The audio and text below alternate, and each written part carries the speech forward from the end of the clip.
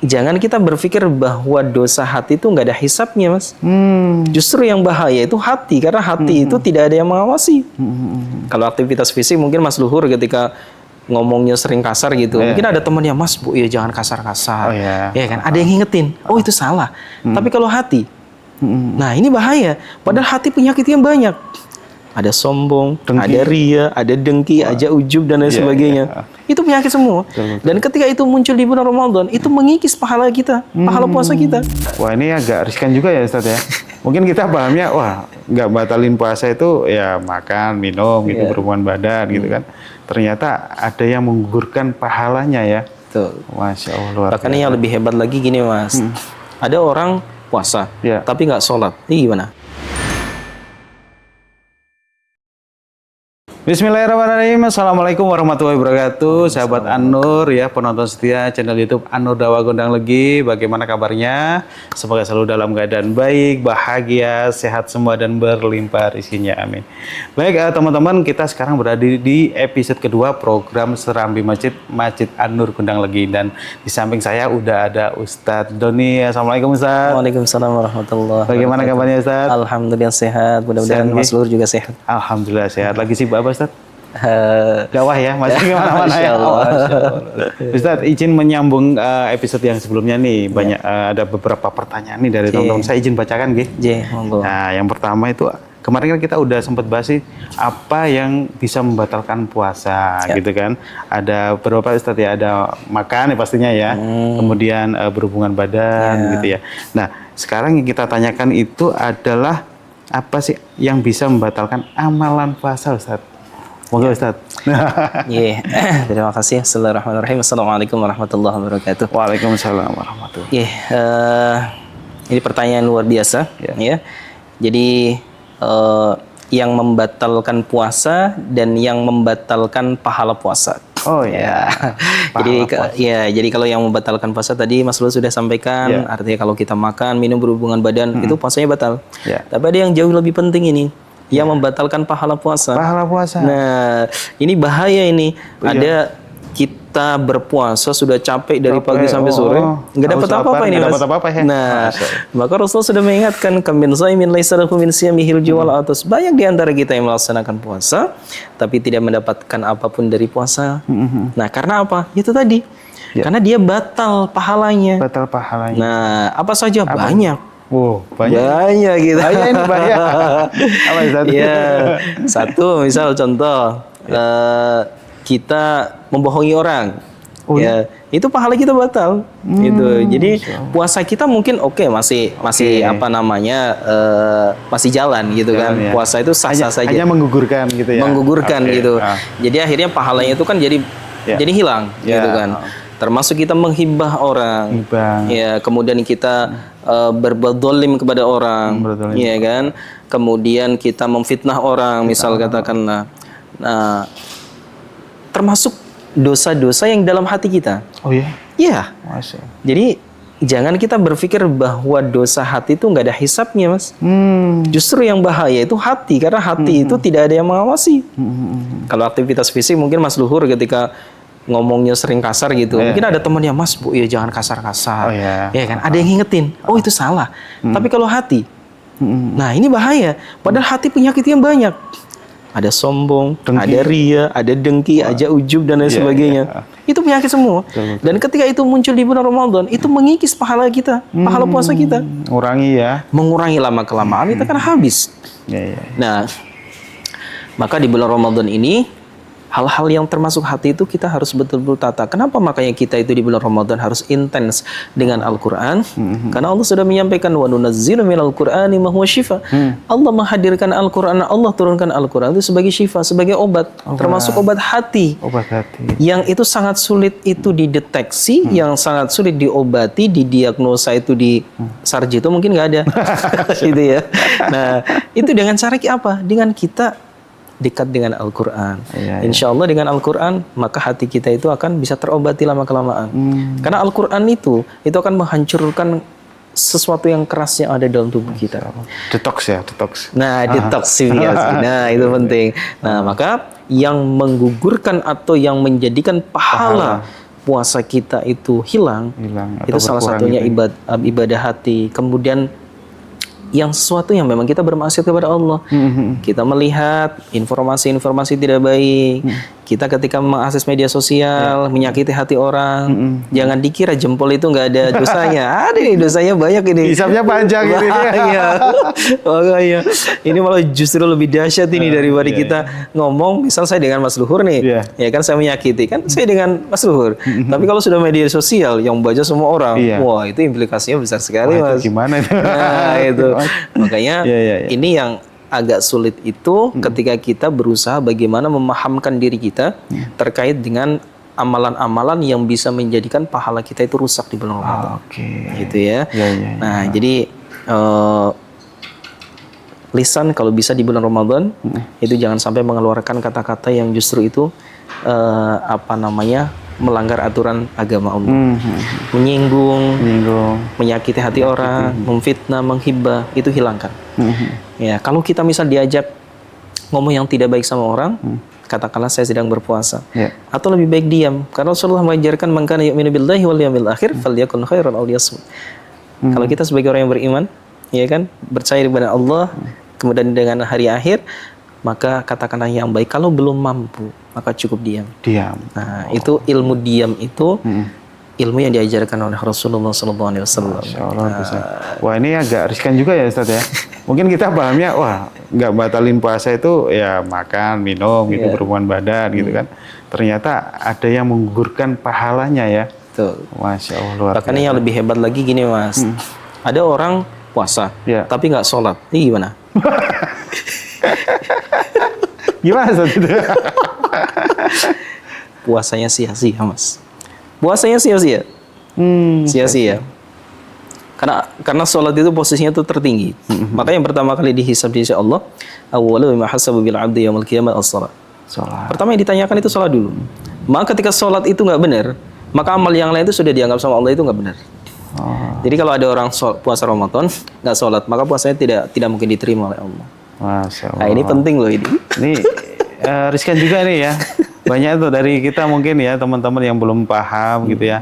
Ikut sahur, membangunkan sahur, tapi pas subuh malah tidur. Nah, jadi jangan ya teman-teman, jangan tinggalin sholatnya, Masya Allah. Oke Ustaz, saya izin membaca pertanyaan berikutnya dari teman-teman. Oke, bagaimana ya Ustaz hukumnya orang yang sakit dan dalam perjalanan saat puasa? Gitu Ustaz.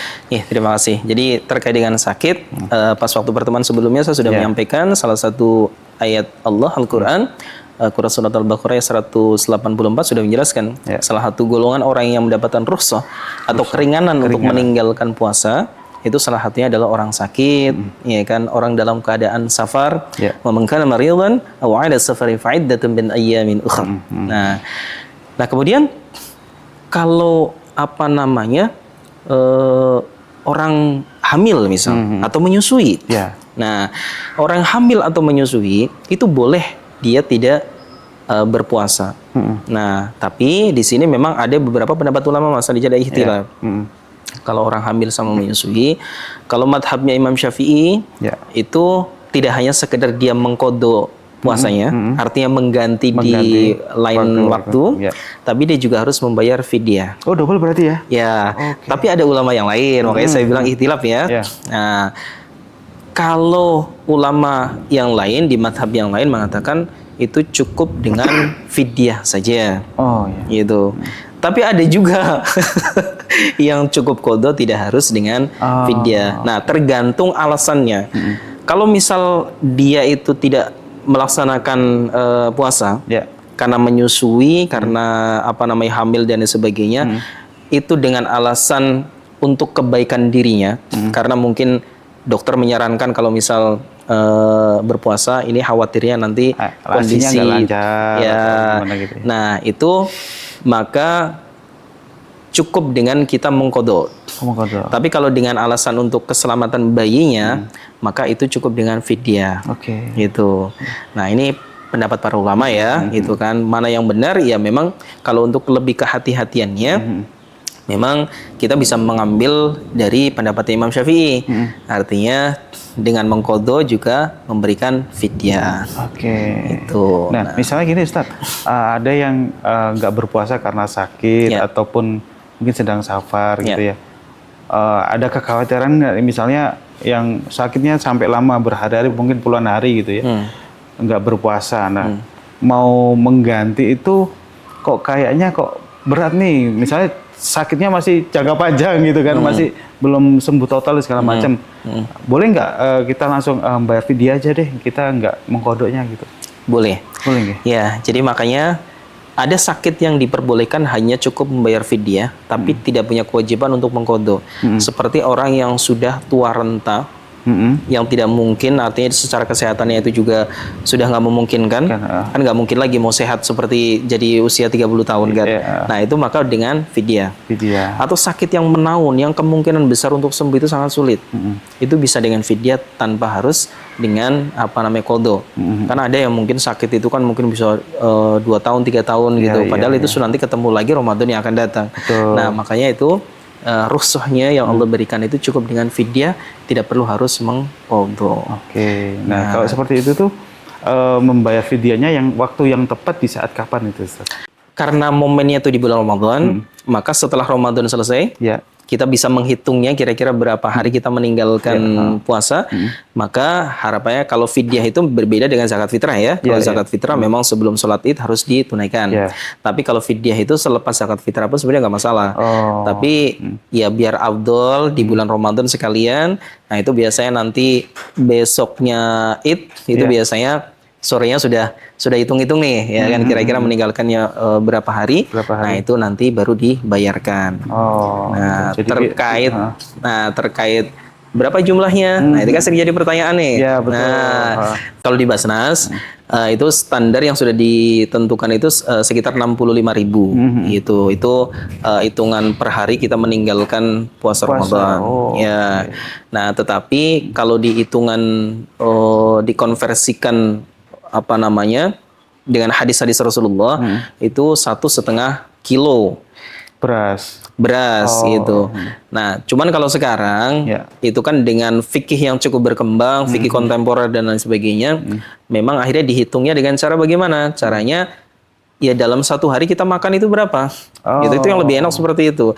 Karena kalau hitungan seperti tadi itu terkesan itu kan orang kaya itu enak banget, gitu kan? Itu loh. Nah kalau orang yang mampu, orang yang tidak mampu bagaimana? Itu loh. Nah makanya dilihat dulu dalam satu hari dia makan itu berapa kali, kemudian setiap makan misal berapa kali. Nominalnya berapa gitu. Nah kayak saya dengan Mas Lur kan mungkin beda. Saya sehari mungkin 20.000 cukup, nah Mas Lur mungkin 100.000. Nah kan beda itu.